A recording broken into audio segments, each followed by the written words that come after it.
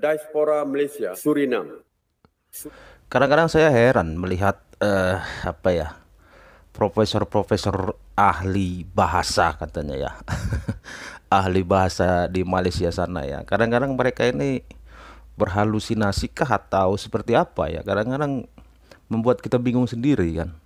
Ada yang bilang bahasa Indonesia tidak ada ya kan. Ada yang bilang bahasa Indonesia itu adalah bahasa Melayu. Kenapa sih mereka senang sekali menarik-narik kita bangsa Indonesia ini ya? Memang kita sadar, kita tahu kok, kita nggak bisa pungkiri dan kita tidak membuang itu. Memang harus kita akui bahasa Indonesia memang berinduk dari bahasa Melayu. Iya benar.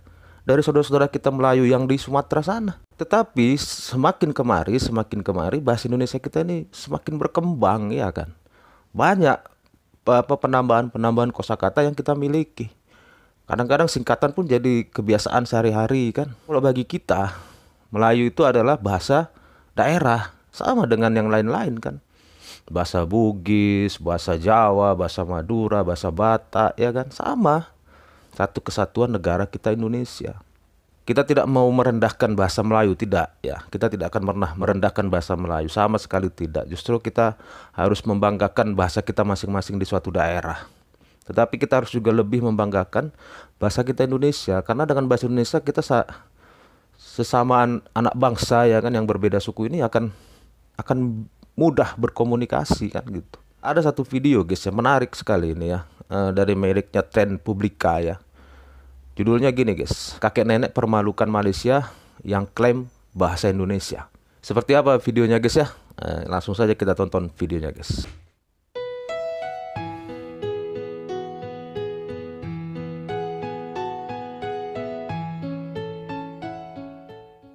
Hai guys, jumpa lagi.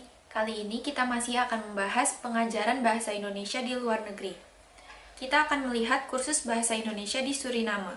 Yang menarik, kursus bahasa Indonesia di Suriname ini dilakukan oleh masyarakat sendiri. Tak hanya kaum muda yang tertarik belajar bahasa Indonesia, orang yang sudah tua pun masih mau belajar bahasa Indonesia. Ada video menarik mengenai hal ini. Yuk kita simak ya.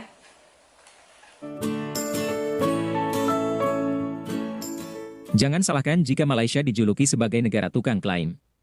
Selama ini kaum Melayu Malaysia memang merasa menjadi kaum paling hebat di alam semesta. Wilayah Austronesia pun mereka klaim, lalu mereka ubah namanya menjadi Alam Melayu.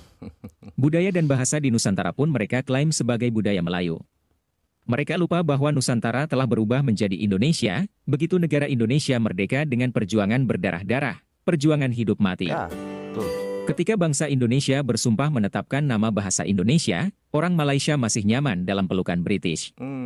Mereka lebih suka jadi pengkhianat Nusantara dan tak mau berjuang bersama-sama mengusir penjajah. Tapi kini mereka sering berteriak serumpan-serumpun dan mengklaim bahasa Indonesia, itu dia. juga diaspora Indonesia. Malaysia panik setelah gagal menjadikan bahasa Malaysia sebagai bahasa pemersatu.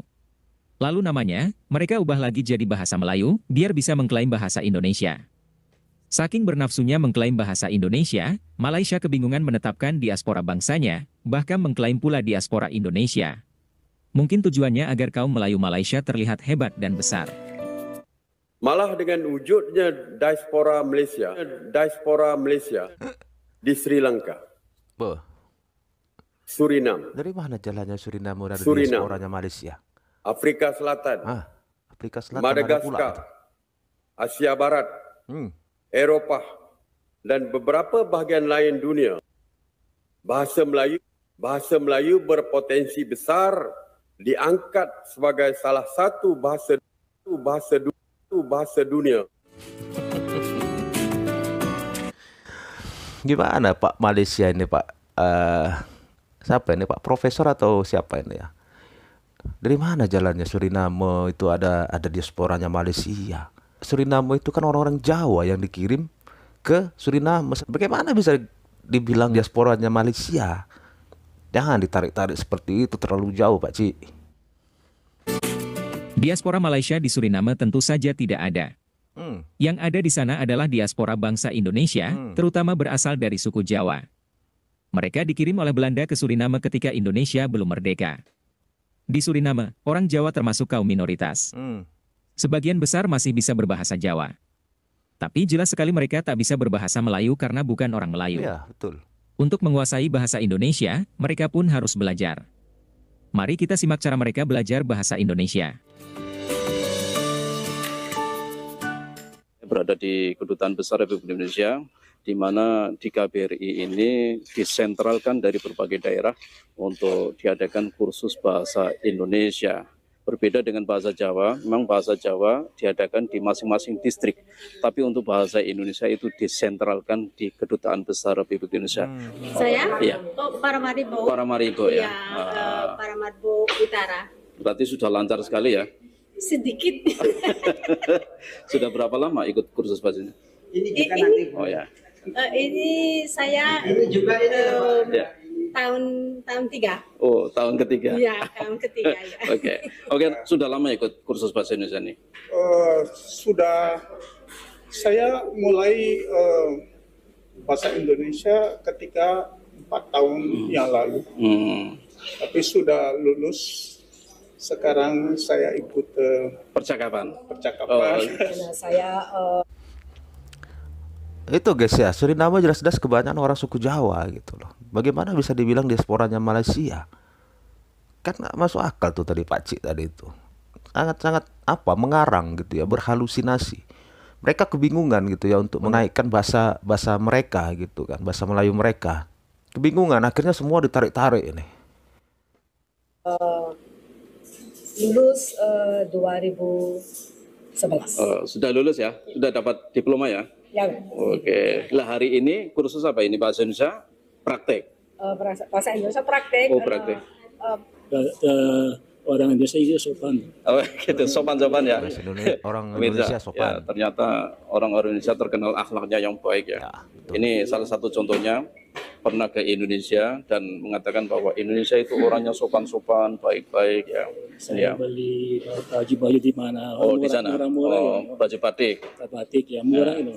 Kelihatannya Bapak ini bahasanya sudah lancar bahasa Indonesia ya. Sudah lancar, Pak. Wah. Karena saya benar-benar saya ini Oh, senang dengan bahasa itu. Oke. Sudah pernah ke Indonesia juga?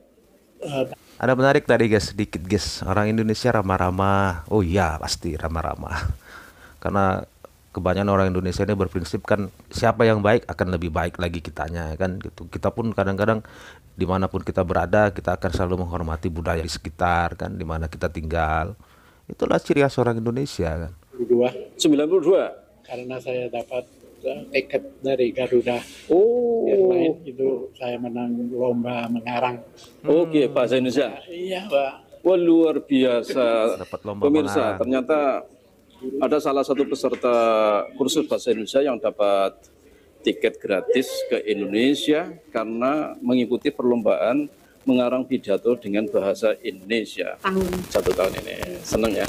Iya, Kenapa? Apa tujuannya apa? Tujuannya apa? penyimpunan Indonesia. Iya. Tapi sudah pernah ke sana? Dereng. Belum pernah. Iya, Itu saya kalau kursus bahasa Indonesia kita mulai, saya tanyai dengan mereka, kenapa kok ya mau belajar bahasa Indonesia? Ya Pak, saya ini kalau nonton film di televisi, kalau Pak saya ini juga ingin Pak kapan-kapan saya ke Indonesia. Begitulah guys. Intinya kan sebenarnya itu tadi lah ya. Bahasa Indonesia ditarik-tarik ke bahasa mereka gitu loh. Kan nggak masuk akal ini. Sebenarnya tujuannya apa sih? Tujuan mereka ini apa gitu? Apa karena mereka merasa tidak sanggup untuk mengembangkan bahasa mereka, akhirnya menarik-narik kita? Karena kita paham lah, kita tahu lah jelas-jelas bahasa Indonesia ini beda dengan bahasa mereka.